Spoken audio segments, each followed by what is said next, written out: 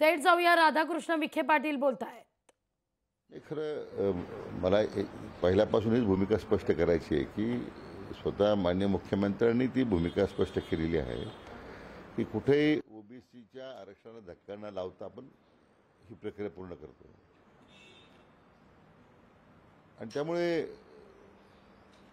विनाकारण ओबीसी समाजाच्या ओबीसी विरुद्ध मराठा असं का ते निर्माण होतोय मला अजून काही लक्षात येत नाही। असे काही पुरावे आहेत का आपल्याकडे की ओबीसी आरक्षण कमी होत आहे, जाणार आहे, कमी होणार आहे? हा राईचा पर्वत का उभा राहतो हेच मला कळत नाही। खरं म्हणजे माननीय भुजबळ साहेब हे ज्येष्ठ नेते आहेत, नेहमी त्यांचा मी आदर करत आलेलो आहे। म्हणजे मला खरं त्यांनी काय वक्तव्य केलं आहे ठीक आहे, काही गैरसमजुतीने त्यानं केलं असेल, त्यांनी मला कल्पना नाही, परंतु इतक्या वर्षाच्या आपल्या सार्वजनिक जीवनामध्ये काम करताना मी तर कधी असं मला जाणवलं नाही की आपण ओबीसी विरुद्ध कधी मराठा असं काही प्रश्न निर्माण झालेला आहे। सगळे एकत्रच राहतात। म्हणून मला वाटतं आता तर जवळजवळ 5 रिट पिटिशन दाखल झाले आहे माननीय उच्च न्यायालयामध्ये। एक जनहित याचिका दाखल झालेली आहे, सर्वोच्च न्यायालयात एक जनहित याचिका दाखल झालेली आहे।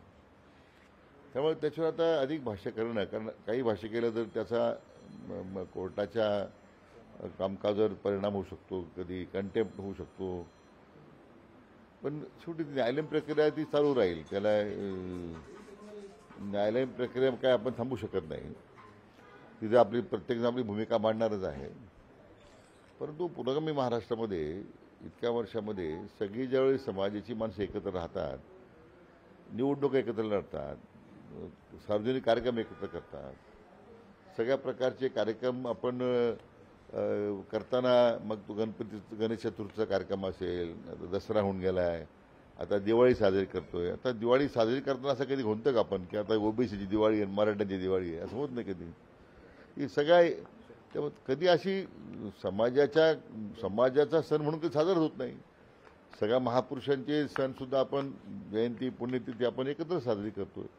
ही तेढ का निर्माण होते किंवा तेढ निर्माण करण्याचा का प्रयत्न होतोय, हा खरं मला माझ्यासमोर नेहमी हा प्रश्न आहे। ते म्हणतात की भाजपने आपल्या नेत्यांना आवरायला पाहिजे, नाहीतर आम्हाला रस्त्यावर उतरावं लागेल। तुम्हाला 17 जानेवारी तुमच्यावर वेळ येईल, तुमच्या वक्तव्यानंतर हे वक्तव्य करतात, तुम्हाला आवरण्याचा संबंध नाही। असं आहे की म्हणून माननीय मुख्यमंत्री महोदयांनी हे पहिल्यापासून स्पष्ट केलं आहे की आमच्या डीएनए मध्येच ओबीसी आहे आणि त्यामुळे त्याला कुठे धक्का लावण्याचा प्रयत्न कधीच झाला नाही, यापूर्वी झाला नाही आणि उद्या करण्याचं कारण नाही आहे।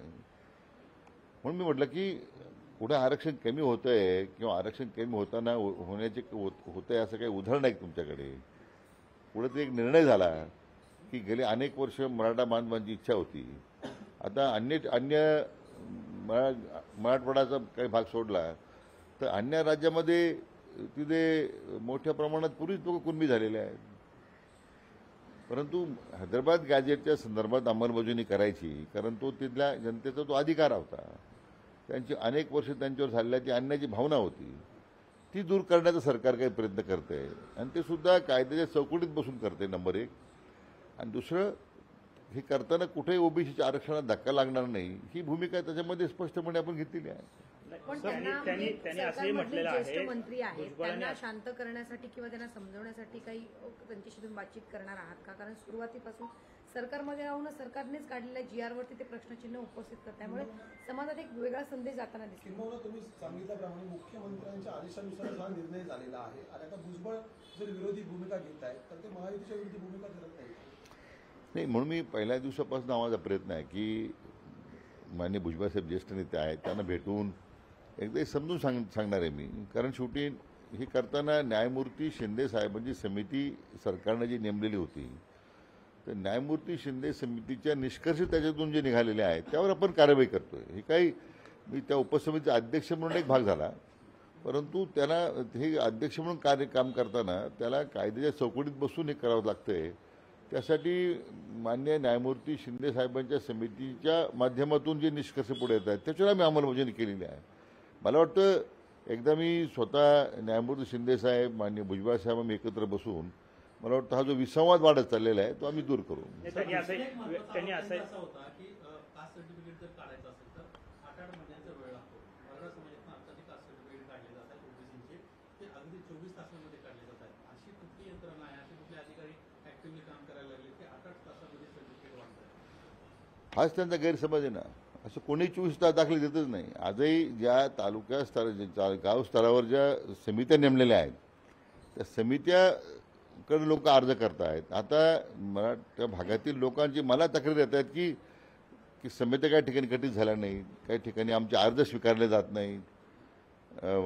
ही त्याला प्रक्रियाच आहे की अर्ज स्वीकारल्यानंतर त्याची तपासणी करणं, मग ते नायब तहसीलदारच्या स्तरावर जाणं, तो दाखला मिळाल्यानंतर मग ते व्हॅलिडिटी कमिटी पुढे जाणं, त्याला एक कायदेशीर तो जो मार्ग आहे तो काही बदललेला नाही आहे.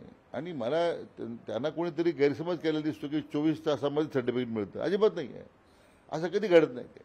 ही जी लागणारी जी प्रक्रिया लागते व्हेरिफिकेशनसाठी किंवा या प्रक्रियेमध्ये जो काही कालावधी लागतो तो लागतोच आहे. मला वाटतं हाच मुद्दा मी सांगत होतो की हा जो एक गैरसमज झालेला आहे, बऱ्याच गैरसमज पसरवण्याचा प्रयत्न होतोय, विनाकारण ओबीसी विरुद्ध मराठा असा जो वाद निर्माण करण्याचा प्रयत्न होतोय तो खरं म्हणजे आपण तो विसंवाद थांबवण्याची गरज आहे. हे पुरोगामी महाराष्ट्राला हे अशा पद्धतीची विचारधारा परवडणारी नाही आहे. कालचा मेळावा झाला तो कुठेतरी सरकार पुरस्कृत होता असं वडेट्टीवार असं म्हणतात की सरकार पुरस्कृत होता आणि भुजबळांना माझ्या अंगावर सोडलं जात आहे सरकारकडून. नाही, मला त्याची कल्पना नाही. कमी म्हणजे वडेट्टीवार काय म्हणतायत किंवा त्यांच्या पार्टी भुजबळ साहेब काय म्हणतात तो त्या दोघांनीच एकमेकांच्या बाबतीमध्ये हा प्रश्न विचारला पाहिजे. सरकारवरती गंभीर आरोप करतात. ते बोलतात की ओबीसी आणि मराठामध्ये भांडण लावायचं काम महायुती सरकारच करते असं वडेट्टीवार म्हणतात. वडेट्टीवारांनी काय कोणत्या निष्कर्षावर भाष्य केलं माहित नाही, पण तसं काही वाढले तसं सत्ताधारी पक्षातलेच मंत्री आणि सत्ताधारी पक्षातलेच आमदार काल ज्या पद्धतीने भाषण करत होते त्यावरून मराठा आणि ओबीसी वातावरण तयार होताना महाराष्ट्रात दिसतं. तुम्ही ह्या सगळ्यांनाच बोलवणार आहात का? उपजत पडळकर असतील किंवा लक्ष्मण हाके त्यांनी स्पष्टपणे म्हटलं हा जी.आर चुकीचा आहे. चौथी नापास माणूस आहे तो सांगतो आणि त्याच्यावर अध्यक्ष जी.आर काढतायत आणि तो कुठेतरी महाराष्ट्रामध्ये लागू केला जातो. तो जी.आर चुकीचा आहे, त्याची होळी झाली पाहिजे. असं आहे की जरांगे पाटलांनी अतिशय प्रामाणिकपणे हे आंदोलन जे चालवलं आहे, जी भूमिका त्यांनी मांडली, वेळोवेळी समाजाच्या प्रश्नाकरता त्यांनी जो संघर्ष केला, निस्वार्थपणे त्यांनी हे सगळं आंदोलन उभं केलं आहे. आता त्यांच्या मागण्यांचा ज्यावेळी विचार करतो आपण ते काही त्या समाजाच्या मागण्यासंदर्भात ज्यावेळी विचार होतो, मी म्हटल्याप्रमाणे तो कायद्या चौकटीत बसूनच विचार झाला ना. न्यायमूर्ती शिंदे समिती नेमली गेली, त्यांनी त्याच्यात पुष्कळ काम केलं आहे आणि त्या कायद्या चौकटीत बसून ते आपण काम करतोय. उलट तुम्ही 34 शिकले वगैरे हा तुम्ही बोलून खरं म्हणजे तुम्ही त्यांचा अवमान करताय आणि कोणाच्या शिक्षणाबद्दल बोलू नाही ना.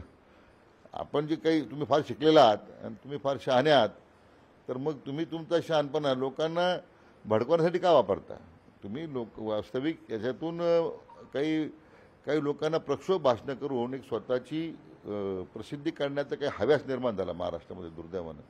पण त्याला हे कळतं त्यांना की आपण ह्या आपल्या हव्यासामुळं समाजामध्ये तेढ निर्माण करतोय जी कधीच नाही आहे. मी म्हटल्याप्रमाणे आम्ही सगळे सण जे साजरे करतोय, उत्सव साजरे करतोय, दीपावली आता साजरी करतोय, ते असे काही करतो का आपण? ओबीसी समाजाची वेगळी दिवाळी आहे, मराठा समाजाची काही वेगळी दिवाळी आहे, यांची दिवाळी साजरी करायची पुढाऱ्यांना, म्हणून हे सगळे वादुबे केलेले आहेत, बाकी काही नाही आहे. भुजबळ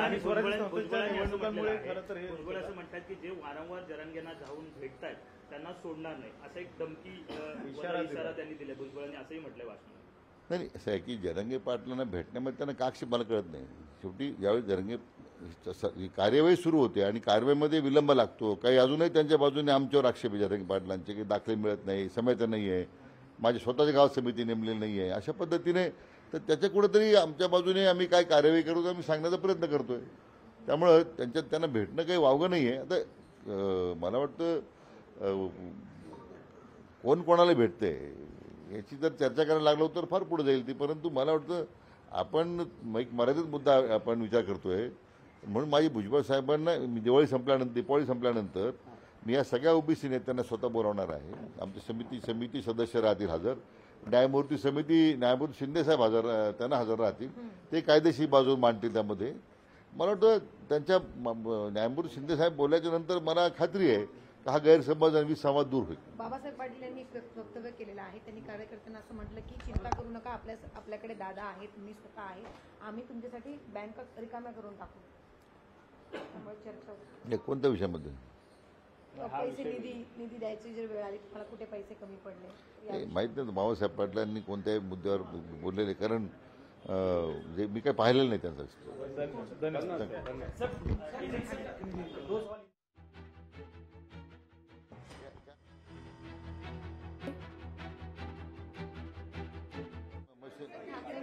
अभी ऐसा एक मशीन निकालना चाहिए जो अभी AI में आए ना, चार्ट पे आया है कि जब बोलते हैं हम तो ऑटोमेटिकली हिंदी से हिंदी होना, मराठी से हिंदी होना चाहिए. मागील 3 महिन्यांपासून ठाकरे बंधूंमध्ये जवळीक वाढताना